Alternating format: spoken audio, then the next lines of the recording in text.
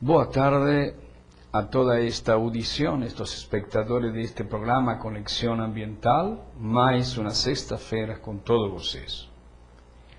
Hoje tocaremos em um tema muito especial, com particularidades também especiais.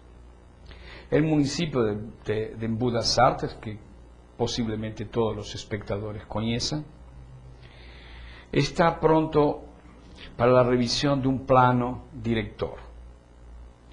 Esse plano diretor se contradice com a vocação, se contradice com o aspecto cultural importante dessa cidade, que se convirtió em um ícono dessa cultura, dessa artesania, dessa tradição, uma cidade belíssima, que eu tive a oportunidade de conhecer em 1975, quando vim pela primeira vez a esta bela cidade de São Paulo. Me convidaram a conhecer algo muito importante que estava perto desta grande cidade de São Paulo e me levaram a Embu das Artes, onde eu, com muito carinho, acolhi como algo bem diferencial em uma grande megalópole como era esta cidade e como é esta cidade de São Paulo. Muito bem, não temos aqui o espaço para simplesmente falar de críticas, simplesmente de questões que se colocam contra essa proposta do plano diretor. Vamos a convidar também a Prefeitura de Embu das Artes para que elas expliquem posteriormente a este programa quais são os benefícios tais que se colocam nessa revisão e obviamente vamos a compará-lo com os prejuízos possíveis desse plano diretor. Para isto, convidamos hoje em nosso programa a Rodolfo Vieira Nunes de Almeida, empresário pós-graduado em inovação tecnológica, coordenador do movimento Salve Embu das Artes. Com ele também está seu colega Rodolfo Melo, que é coordenador do movimento Voto Consciente do município de Cotia. Muito bem. Eu lhe dou as bem-vindas a estes dois nossos convidados para esta entrevista e gostaria de começar por Rodolfo para que nos conte mais ou menos, em el breve prazo possível, como nasce esse movimento, como nasce toda essa ideia, essa organização para defender com essa força que eu estive seguindo a mídia, as redes sociais, tudo aquilo que vocês estão colocando e vejo que é um belo e difícil trabalho. Como começou tudo isso? O Voto Consciente nasceu com algumas senhoras, elas frequentavam a Câmara e foram à Câmara para entender como eram feitas as leis. E a partir do momento que as leis eram feitas, porque a gente teria que seguir as leis, né? E foi assim que começou o Voto Consciente, e depois elas divulgariam essas informações para que formasse a opinião das pessoas e conseguisse mudar. Isso que o Voto Consciente nasceu justamente assim.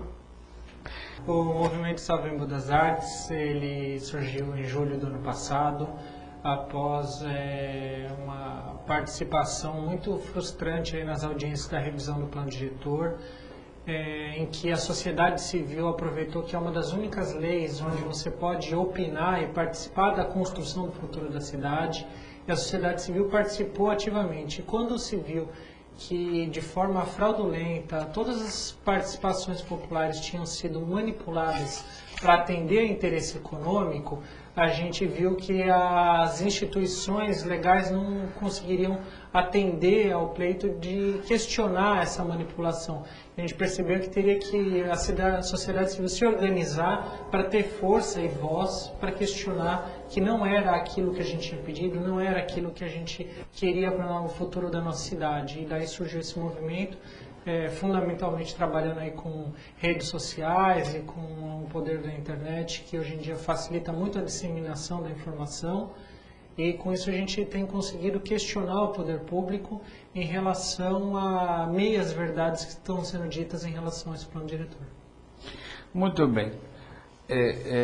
Antes de ir más sobre el asunto, ya repetí varias veces en este programa sobre las redes sociales, que no son aquellas redes de la media, aquellas redes de la imprensa comercial prácticamente. Quería darles un dato interesante. Indymedia é uma rede social latina de la língua hispana. Ela tem 300.000 acessos. Para que vocês entendam que não existe jornal que tenha essa quantidade de acessos. Se somamos todos os jornais de América do Sul, não chegam a 300.000 acessos.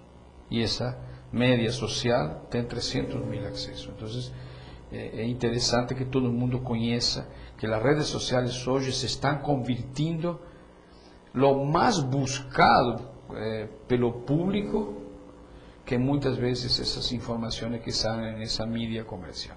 Muito bem. Nosso espectador, justamente por esse motivo, também por esse motivo de que talvez não teve acesso a essas redes, com certeza quer conhecer um pouco a história de Embu, o que é Embu, lo que é construído o patrimônio de vocação, porque há um sentimento, el embuense tem um sentimento particular. Por favor, nos conta. Embu é uma cidade até histórica, porque ela só é mais velha que o município de São Paulo. Então, na criação do município de São Paulo, pelos jesuítas, um pouco depois foi criado, alguns anos depois foi criado ali onde é o centro do Embu, uma igreja, e em volta daquilo se desenvolveu a cidade. E toda aquela tradição de esculpir santos, de escultura em madeira, deu início já lá atrás a um talento, a uma vocação da cidade em produzir o artesanato. E essa vocação só veio crescendo. Na semana de 22, muitos dos artistas que fizeram aquela revolução artística tinham carinho, tinham relação com o Embu das Artes, e isso foi absorvido porque era um local extremamente agradável, a proximidade com São Paulo permitia ter aquele clima bucólico, o contato com a natureza para se inspirar, para criar arte, mas permitia estar muito próximo à ebulição cultural de São Paulo. Então isso sempre favoreceu esse ponto estratégico e com todo esse desenvolvimento artístico, artistas aí que deram nome à cidade, que deram a tradição à cidade, como o Solano Trindade, que é um dos maiores poetas negros que já existiu, Mestre Sakai e tantos outros aí que tornaram essa cidade conhecida internacionalmente, né? Fizeram com que muitas pessoas que estão aí nos ouvindo, com certeza já passaram lá na feira de artesanato para pegar uma lembrancinha ou para ter um domingo agradável, porque é a vocação da cidade, todo mundo sabe disso. Muito bem. Vou perguntar para você, Melo, por tua experiência, por lo que você conhece, por coisas que estivemos falando antes do programa, você acha que essa cidade sofreu alguma forma de, não digo de destruição, porque se mantém muito bem na cidade, mas de pressão, no sentido de seu solo, no sentido de sua natureza, no sentido de tudo aquilo que entorna, porque a cidade está em meio de uma natureza, né? Houve alguma pressão? Há evidência dessa pressão, de descaracterização? Estou falando de hoje a um pouquinho atrás, não muito atrás. Tá, o que a gente tem acompanhado é uma grande mudança de uso e ocupação de solo. E o que ocorre, que a gente tem percebido, que o crescimento da cidade de São Paulo tem voltado para essa área. Então, o que acontece? As áreas simplesmente estão falando em crescimento sem respeitar o meio ambiente, né? Sem respeitar as leis que simplesmente se constrói e enfim, né, não respeitam as leis.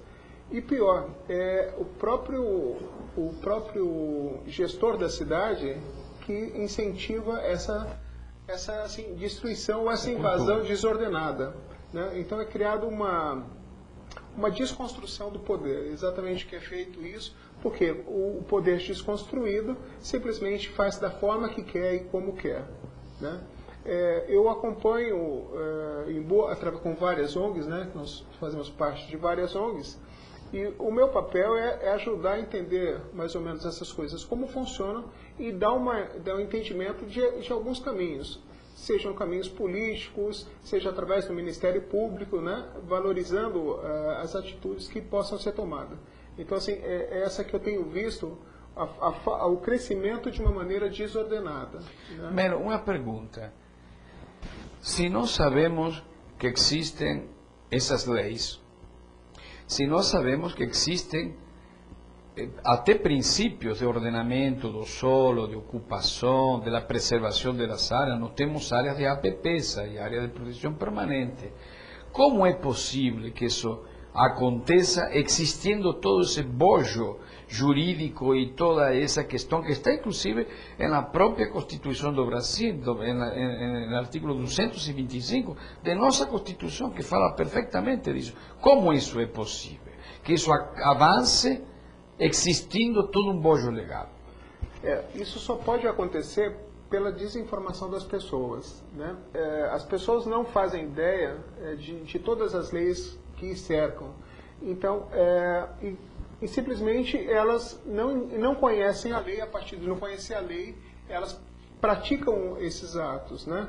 E outra coisa, às vezes praticam de uma forma consciente, né? Eles praticam essas coisas porque a parte econômica, né? O lucro é em primeiro lugar. Ele não quer ter uma qualidade de vida, né? E simplesmente eles encaram que o lucro é a primeira coisa. Eles não querem ver para frente, eles são imediatistas. O lucro é agora, eles não têm uma visão estratégica, um planejamento a longo prazo para que eles possam definir, né, qual a vocação, qual a direção que se toma. Então o grande problema que nós temos é conhecimento de leis.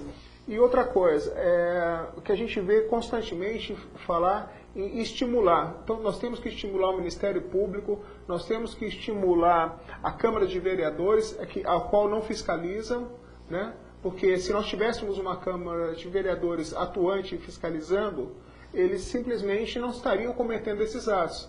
Então, omissão é conivência. Então, o que literalmente ocorre é a desgovernança que está acontecendo.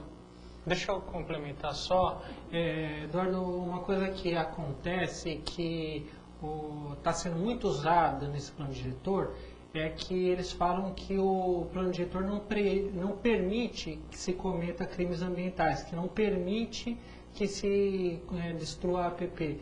Mas da mesma forma como está acontecendo no Código Florestal, o que eles estão fazendo é flexibilizar muito quem decide quando pode, quando não pode, e muitas vezes flexibilizando ao ponto de que a pessoa pode fazer e depois a gente vai olhar o que foi feito, se está certo ou errado. Só que quando isso acontece, e a gente sabe que o poder público como um todo, seja municipal ou federal, ele não tem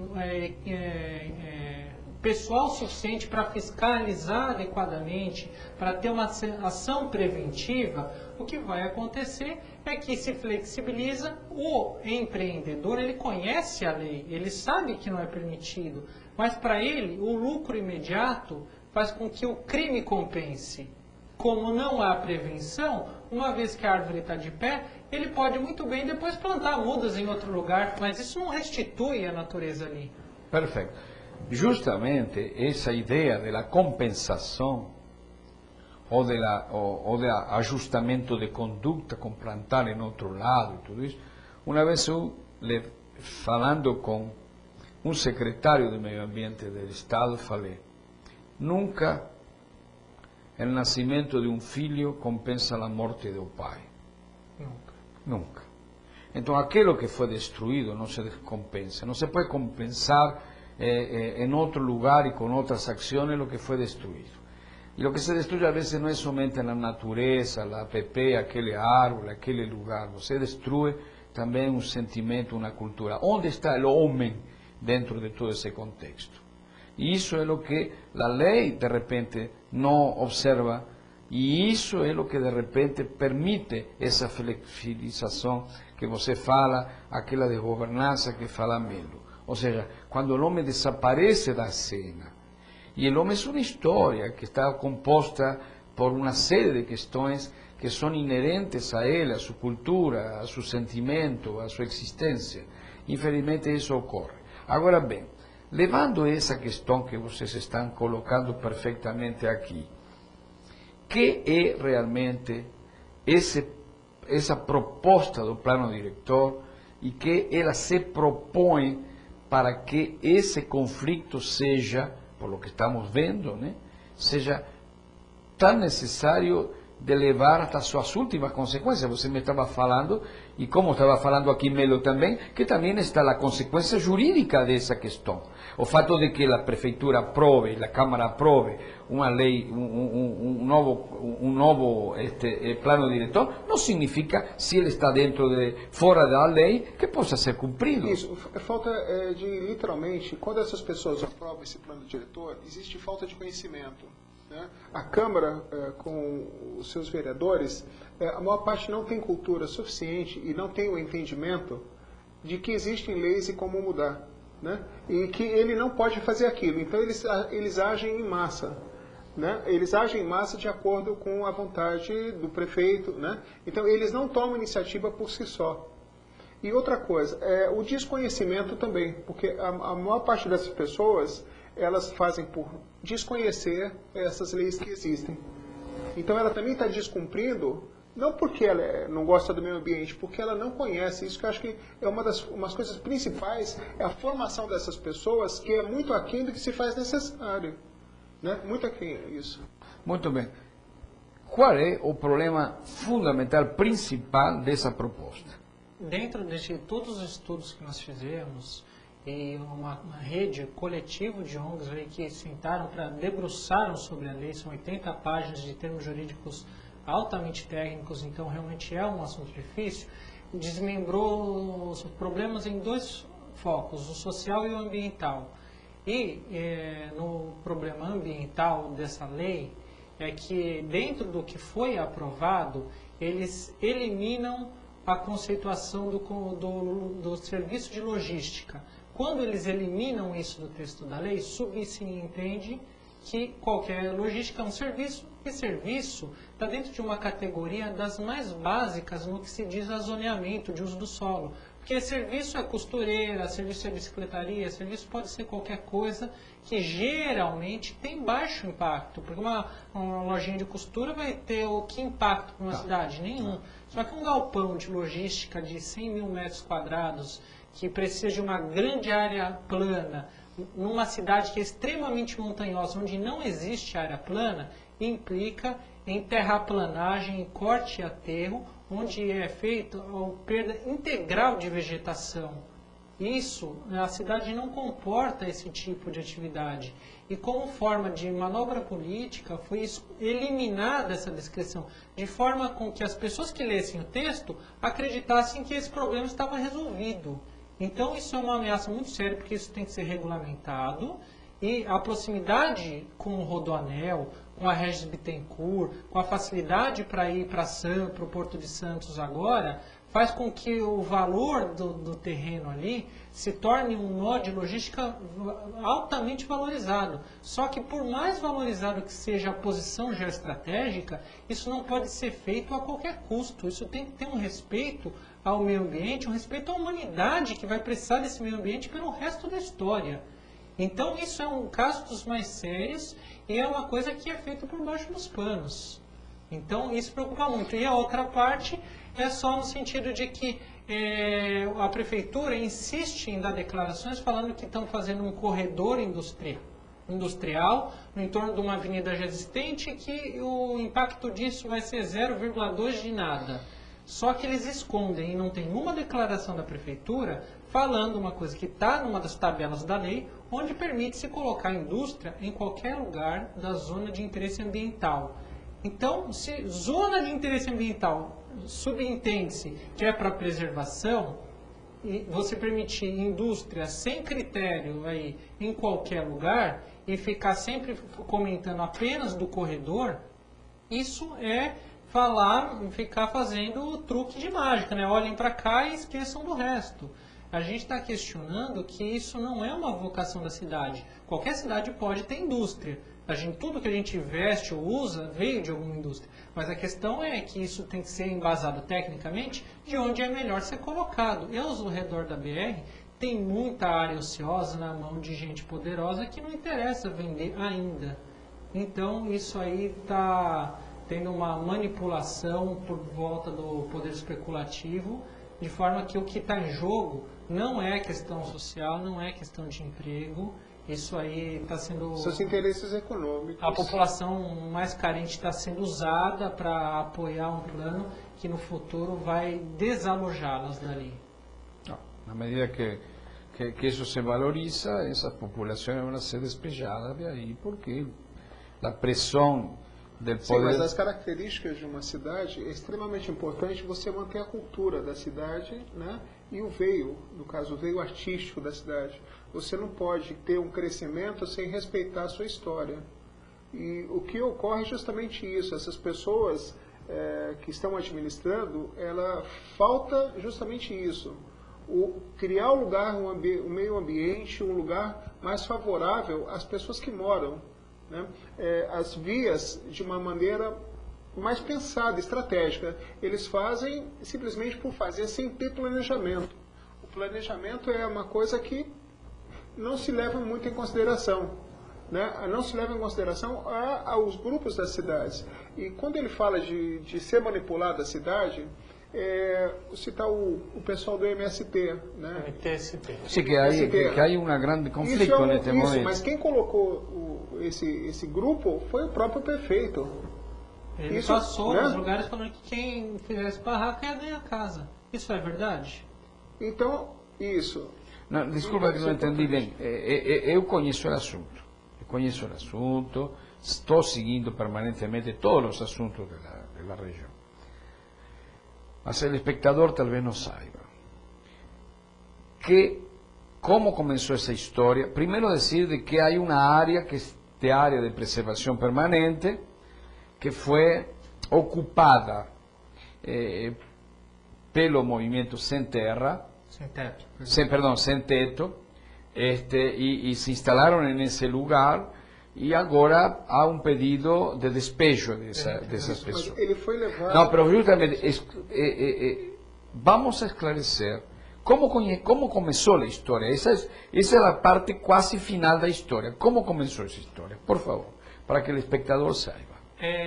Existe na região leste de Embu, que emenda com Capão Redondo, com a proximidade da periferia da Zona Sul de São Paulo, um avanço de periferização, assim, de um bairro, crescimento assim, sem estrutura alguma. Então aquela população que já não cabia mais em São Paulo começou a habitar a periferia do Embu, e isso foi de forma desordenada e com consentimento político, de forma que ocupou toda a Zona Leste. Então, da Regis Bittencourt até a divisa, você vê casas a perder de vista. E só sobrou uma área verde naquele miolo, que é um pleito antigo dos moradores de lá, das pessoas que estão lá naquele calor, naquele sufoco, naquele aperto.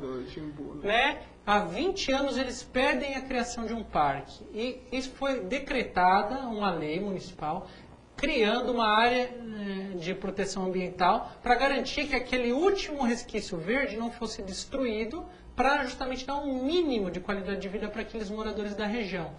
E anos atrás, outros governos, estranhamente a CDHU comprou aquela área para fazer casas. Mas será que o CDHU não tem corpo jurídico para saber que uma área de proteção ambiental não poderia ser derrubada para fazer autoadensamento?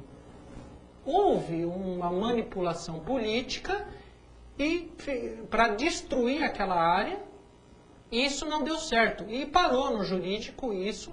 E há muitos anos a prefeitura e o poder público insistem em derrubar aquela área para fazer moradia. Sempre se preocupar que seja a última área que dá para ter uma praça para aquela população. E daí, eles têm, como não conseguem fazer isso... De uma forma legal. De uma forma legal, pela lei, é impossível isso que eles querem. Porque é uma tentam APP. fazer É uma área de uma APA. É uma APA. Isso, uma APA. E como isso não é possível pela lei, eles tentam aprovar essa construção no grito.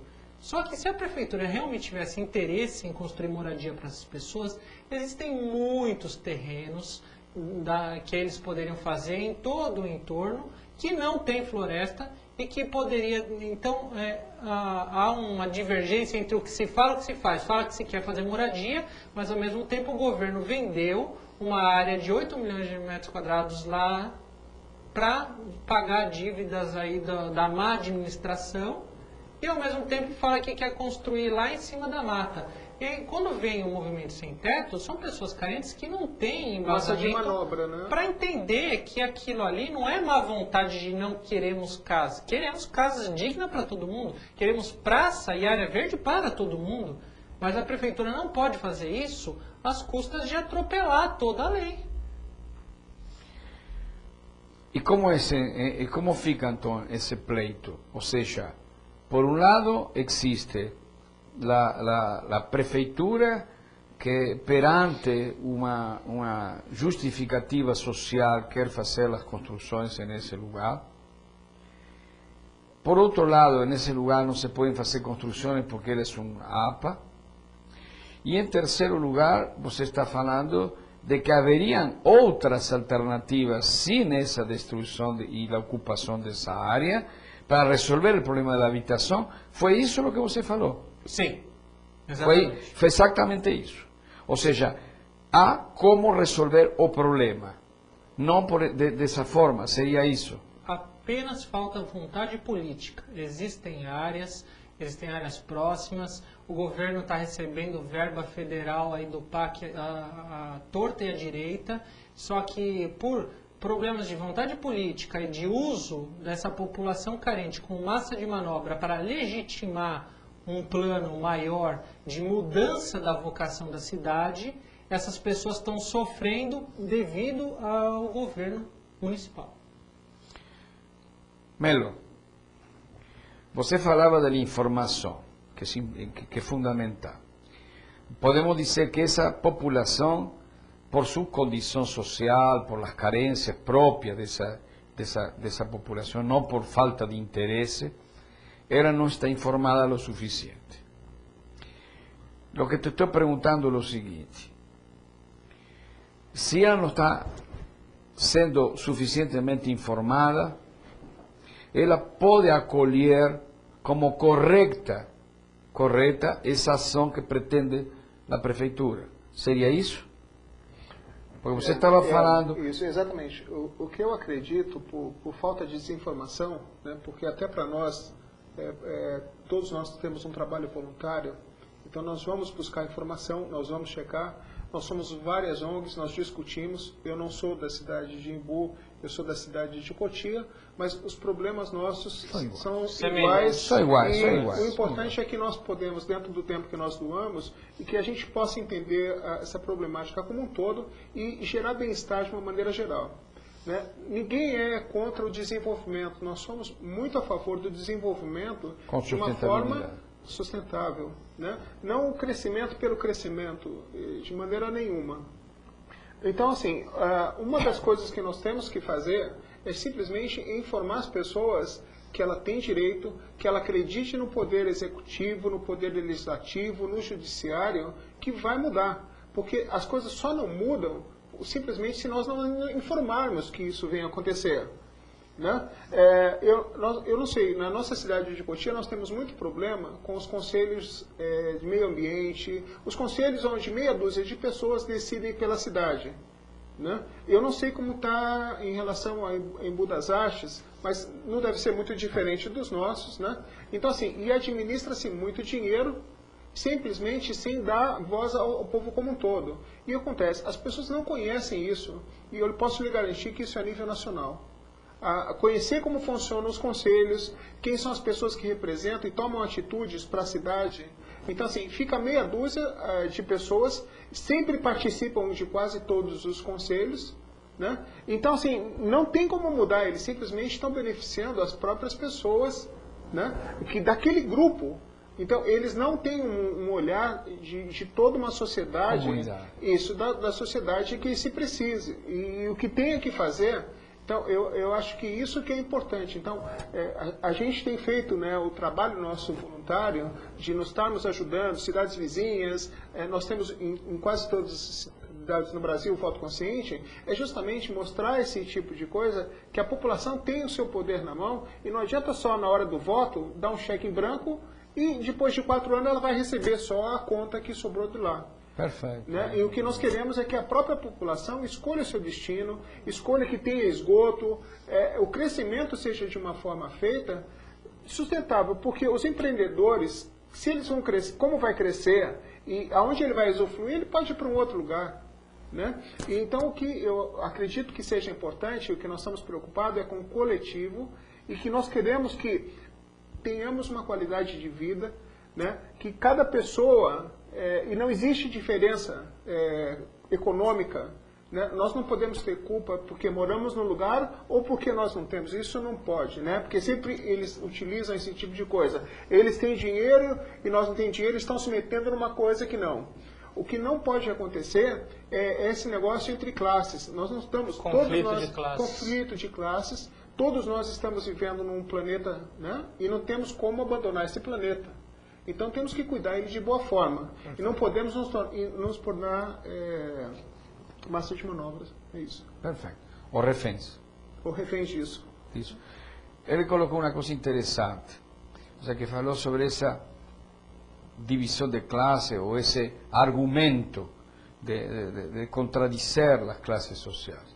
Eu acho que o Brasil chegou a um ponto, chegou a uma consciência suficiente que as classes não têm esses problemas. Ou seja, as classes não provocam esse problema. Talvez sejam provocados por interessados para que esse conflito apareça. Ou seja, eu não acredito, Melo, de que as classes se estén enfrentando por elas mesmas. Eu gostaria de acreditar nisso. Só que se a gente for ver dentro de uso e ocupação de solo, né, que uma cidade que ela deveria formar, os melhores pontos, né, eles são divididos em alguns grupos de pessoas. Então, uma coisa bastante interessante é o crescimento de uma cidade, né, que as poucas pessoas comentam. Geralmente existe toda a área pública. Depois dessa área pública, ou você faz um loteamento ou faz um condomínio. Quando você faz um loteamento, o que acontece? Qual o próximo passo? O próximo passo é ele se tornar um bairro, continuar o crescimento de uma determinada cidade. O que ocorre? Um grupo de pessoas pega um bairro, toda a benfeitoria desse bairro, né, deveria ser feita pelo empreendedor, é feita pela prefeitura, e as pessoas se fecham nesse lugar. E o que ocorre? Eles colocam uma guarita na entrada, né, que são seguros, né, estão seguros, então essas pessoas se protegem. Outra coisa, a parte de segurança, né, quando a gente vê essas coisas como um todo, são feitas por empresas de limpeza, empresas de administração de condomínios, que não atendem à vocação. Área pública, quem tem que cuidar de área pública é funcionário público, é polícia militar. Né? Então, o que acontece? As pessoas pegam esse terreno para si só, impede o ir e vir das pessoas. Então, o crescimento está sendo feito de uma determinada forma, sempre em função do medo. As pessoas têm medo que, olha, você vai ser assaltado. E outra coisa, pior ainda, usam que atrás de uma árvore pode ter um bandido. Então, na hora de podar os fios elétricos, então corta a fiação porque vai atrapalhar a energia elétrica, porque a nossa área cai muito. Então, ou é a coitada da árvore culpada, né? Ou algum bandido atrás de árvore. Então, essa é a conceituação que tem. E outra coisa, gera em função do seu vizinho uma certa... Né? Ele não pode passar no bairro, então gera uma certa... literalmente, eles criam É que, mal-estar entre as infelizmente, pessoas. independente de um conflito de classe que não precisa e não deve existir, o empreendedor que não tem ética, que não segue a lei, muitas vezes ele vai chamar pessoas, venham morar no verde, devasta todo o seu verde e considera o verde do vizinho, né? Porque no terreno dele mesmo não sobra nada. É porque a pessoa da cidade é uma coisa muito gozada. A pessoa da cidade tem ideia que folha é sujeira. E folha não é sujeira. O que nós percebemos na catação de lixo, as pessoas cortam as gramas das suas casas e põem essa grama, manda para o lixão. Orgânico. Elas não têm a capacidade de colocar no final da sua casa um local, aquela grama, e elas poderem aproveitar, né? Convertir-se em um adubo. Converter em adubo. Então, assim, o que está acontecendo é justamente isso, né? Essa falta de desinformação ou viver muito em cidade, esquecer da... Muito bem. Voltando ao assunto principal que temos, que é o plano diretor da Prefeitura de Buenos Aires, como estão as propostas e as ações desse movimento, todos juntos, porque se somaram várias, não é só tu movimento, sino que se somaram muitas organizações não governamentais, se somaram como o movimento que aqui está representado por Melo, né? ¿Cómo están las acciones? O sea, los caminos, ¿cuáles son? ¿Por qué te estoy preguntando esto?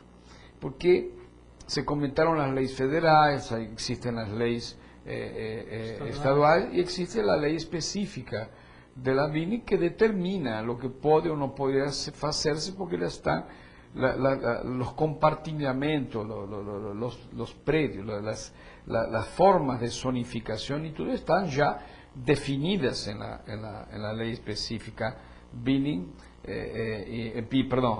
Guarapiranga, Cotia Guarapiranga, UR, disculpen, y si ven ahora está en revisión, si ven ahora está en amplio proceso de revisión, mas esa revisión no aconteció y hasta que esa revisión sea concluida, eso va para la asesoría jurídica de la Secretaría del Medio Ambiente, de ahí va para el Palacio, para la Asamblea, de la Asamblea volta, eso va a llevar un tiempo. Muito tempo. No sé si mucho tiempo, porque por lo que soube en una reunión que participé esta semana, existe una propuesta, o para no decir que existe una obligación, voy a hablar de propuesta porque la obligación es lo que está escrito, la propuesta es lo que puede ser falado, de que eso se faça rapidamente. Sí. Mas esse rapidamente será um ano a menos, não é que isso vai acontecer em 2, 3 meses. Sim. Tem o Código Florestal também da Dilma, né? Que isso também tem bastante impacto. Né? Se vai resistir muito. Não acho que a Dilma mexa no Código Florestal até depois da Rio + 20. Não acho que a Dilma queira assumir que a imprensa internacional, a imprensa de todo o mundo vai estar presente e já está a prensa engatilhando esse assunto. Eu tenho minhas relações em outros países e já me falaram que isso está na primeira pauta de toda a imprensa. Que toda a imprensa que chega ao Brasil, na primeira pauta tem o Código Florestal. Pero voltando al asunto, es esto. ¿Cuáles son esas acciones? Y si ustedes buscaron en los bollos, en los escopos legales de la Constitución, de la Ley sobre Protección Ambiental, el artículo 225 de la Constitución, más la ley estadual, la ley específica, ustedes antes falaron que estuvieron leyendo toda la propuesta del plano y que hay contradicciones con esas leyes. ¿Cuáles son los caminos de las acciones de aquí para frente para que eso, de toda manera, esa ley va a pasar por el subcomité, Guarapiranga, y él va a pasar por el comité del Alto Tietê. De más decir, eu faço parte da Câmara Técnica de Planejamento e Gestão no Alto Tietê, e estou esperando isso para poder discutir no seu momento. E vou pedir, obviamente, a colaboração de vocês para dar-me toda a retaguarda que eu preciso para poder adentrar-me bem no assunto e poder opinar. Mas, separado isso, quais são as coisas que se estão preparando para fazer que se cumpra a lei? Não estamos falando aqui da vontade ou da não vontade. Justamente a lei se fez para regular as vontades. Não, para isso não se fez para regular as vontades. Então, há que regular as vontades. Vocês viram essas questões, já observaram essas questões jurídicas, essas questões legais, a possibilidade da intervenção do Ministério Público, etc.? Sim, inclusive, felizmente, dos nossos apoiadores é o Movimento Defenda São Paulo, que conseguiu parar o plano diretor de São Paulo, apesar de toda aquela força do mercado imobiliário de São Paulo, ele parou. E no Imbu isso só não parou definitivamente porque, infelizmente, a Prefeitura tem usado de todas as armas e pressão da forma mais sórdida para tentar fazer com que as pessoas não encarem essa briga. O Ministério Público Municipal, num primeiro momento, deixou o plano parado por mais de 8 meses por entender inúmeras irregularidades.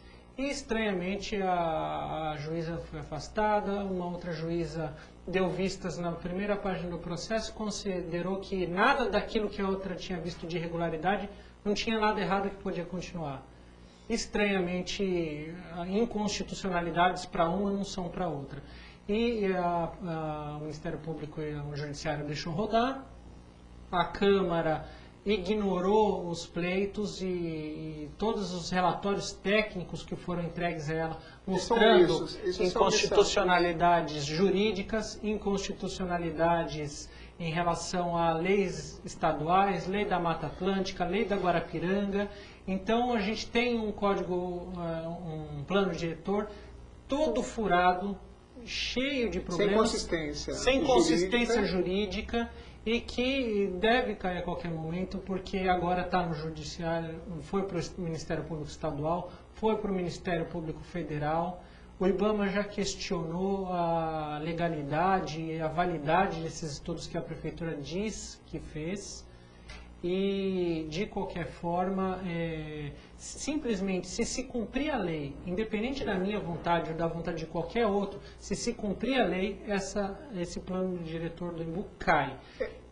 Porque não é questão de estar, isso é uma coisa bastante interessante, não é questão que essas ONGs assim, estão sendo desagradadas ou estão fazendo alguma coisa que não querem que seja feito. Isso é uma coisa de interesse comum, isso é uma coisa que estão dentro da lei. Então, interesse coletivo. É um interesse coletivo, não é um grupo de ONG que está contra a sociedade ou não. Literalmente, são pessoas que estão lutando para que o bem-estar venha de uma maneira geral. E constantemente, a gente tem acompanhado, que o próprio prefeito coloca a população contra essas ONGs. Como se elas estivessem barrando o desenvolvimento e o crescimento da cidade. E não é verdade. Porque se você faz o crescimento de uma cidade de uma maneira desordenada, você vai colher isso lá na frente. Então, eu tive uma conversa muito interessante, fazendo uma visita em uma denúncia de crime ambiental, onde a prefeitura estava aterrando 3 nascentes para construir um depósito de lixo reciclável. E aquelas 3 nascentes forneciam água para uma lagoa onde eu vi uma lontra nadando e de onde algumas famílias tiravam água para beber, porque não tem saneamento básico. Apesar de todo esse absurdo não ser suficiente, existia uma pressão do poder público em tirar aquelas famílias dali, e em vez de dar qualquer assistência social para onde elas iriam, saia daqui e some da minha frente, de uma maneira realmente ríspida, bruta, E quando a gente foi lá, eu conversei com lideranças comunitárias que inclusive tinham relação com o Movimento Sem Teto, e ele falou, mas esses ambientalistas aí que não querem deixar o desenvolvimento, eu falei, mas espera aí, colega, você me chamou aqui para reclamar que estão aterrando a nascente, que vai faltar água na sua casa. Estou defendendo Nesse isso. momento, você é ambientalista, porque você está defendendo o mesmo que eu, defendendo a natureza, o direito de ter água para beber. Então, não existe essa briga. Isso é simplesmente manipulação. Da mesma forma como as nascentes que tem no bairro da Ressaca, toda uma área de manancial, que aquela água corre para Guarapiranga e vai alimentar lá não sei quantas pessoas, mas vai estar ajudando a alimentar os 20 milhões de pessoas da metrópole. Se, seja lá ambientalista ou não ambientalista, não defenderem aquelas nascentes que vão ser agredidas por esse novo plano diretor, vai faltar água na casa de todo mundo. Lembrar que a água é um dos pilares da sociedade. Em toda a sociedade onde você não tem água de beber, né, você tem um custo futuro disso. Então, nosso corpo tem 70% de água. Isso. Só que, assim, nós temos visto nossos lagos, nossos rios sendo poluídos de uma forma indiscriminada. Aterrados. Eu gostaria de fazer uma coisa que nós levantamos, né, porque nós estamos constantemente aprendendo. A única certeza que nós temos é que vai mudar. Quando nós não sabemos. A própria Constituição da Sabesp, ela não está estipulado que tem que tratar a água. Isso na própria Constituição da Sabesp. Então, assim, se uma empresa que trata a água, ela simplesmente ela não pensa em fazer o saneamento, o que será nós, né? Qual o poder que nós temos de mudar? Então, o poder que nós temos de mudar é simplesmente estar constantemente reivindicando, porque se não fizermos, né? Eu acho que é questão de acreditar no mundo melhor, acreditar nas pessoas, num coletivo, ao qual esses governantes não fazem. Eles estão pensando na família deles, não na família de todos. Essa que é. Perfeito. Por lo que você está falando, podemos dizer de que praticamente essas organizações não governamentais que defendem as questões ambientais, as socioambientais, praticamente estão sendo criminalizadas. Não, mais do que isso. Um ônibus da prefeitura municipal levou os integrantes do Movimento Sem Teto para manifestar e oprimir os funcionários da Sociedade Ecológica Amigos de Imbu, que é uma das entidades que defendem o bem-estar da cidade, levou esses manifestantes para frente do fórum para hostilizar a juíza e a promotora, levaram eles para diversos lugares para hostilizar todo mundo que quer defender a cidade. Isso é crime. O poder público tem obrigação de fazer tudo aquilo que ela não é proibida. E ela não deveria fazer uso do bem público para levar manifestantes, para hostilizar as pessoas que defendem o bem-estar da cidade. Agora, Melo, como se ubica isso dentro do escopo jurídico das leis? Você que está dentro o que ocorre é o seguinte: sempre os órgãos públicos, de uma forma geral, dizem estimular. Até minha esposa fala, mas tem que estimular, então eu tenho que usar para todo mundo agora, né? É uma coisa assim interessante. Será que eles não veem essas coisas que estão acontecendo? Será que só nós que estamos vendo? O que nós temos de diferente que nós vendo? Por que não tomam atitude e fazem alguma coisa? Sabe por quê? Porque simplesmente o que me preocupa muito é que eles estão como se fosse num aquário. Eles estão bem e o que está em volta pode explodir. Pode explodir, cumpre seu horário, né? Então o que acontece? As pessoas cumprem exatamente o que tem que fazer. E outra coisa, eles jogam para frente, sempre estão com muito trabalho. E nós que não ganhamos para fazer nada isso, fazemos por amor ao próximo. Então, simplesmente eles cumprem horário. Se o horário deu, parou. Exatamente está acontecendo. E outra coisa, nós geramos para ele trabalho. Então, eles acham legal a gente, mas nós geramos trabalho para o Ministério Público, nós geramos trabalho para os vereadores. Para que incomodá-los? Os vereadores, de uma maneira geral, o senhor sabe que eles não têm um plano que... O senhor sempre comenta o seguinte, tem que ter um plano, qual o planejamento, quanto nós vamos gastar, onde eu quero começar, eles não existem isso. Então eles fazem da melhor maneira. Ele não tem como comprovar o que ele está fazendo. Não, mas o que eu perguntava, é o seguinte, aqui o que se está colocando é o uso do poder público, certo? El poder público, equipos del poder público, com objetivos, como comentou Rodolfo, de inibir o trabalho de algumas organizações não governamentais. É isso o que você falou. Agora, isso não acho que seja amparado por lei nenhuma. Não, mas tem que ser comprovado isso. Não, mas a gente tem foto. Inclusive, a decisão da juíza de tirar aquelas pessoas dali teve como base, um dos argumentos foi uma foto da prefeitura de Embu levando os manifestantes para cima e para baixo pela cidade.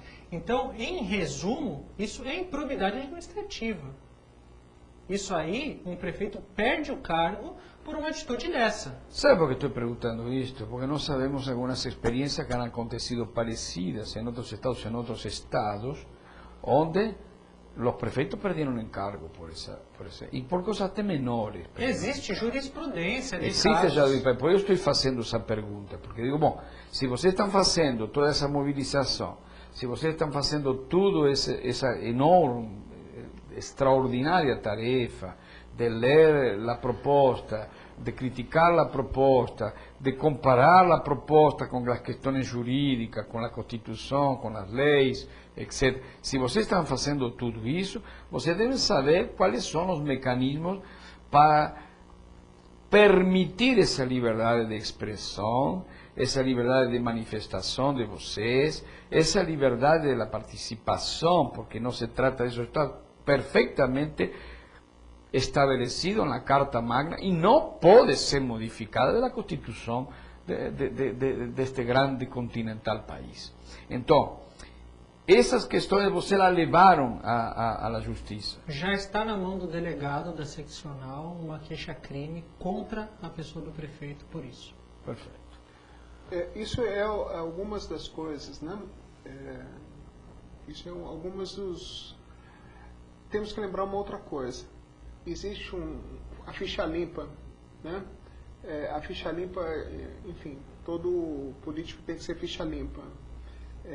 E eu acredito que o prefeito de Embu das Artes, ele não tem a ficha limpa. Perfeito. Nosso espaço já se está esgotando, nosso tempo.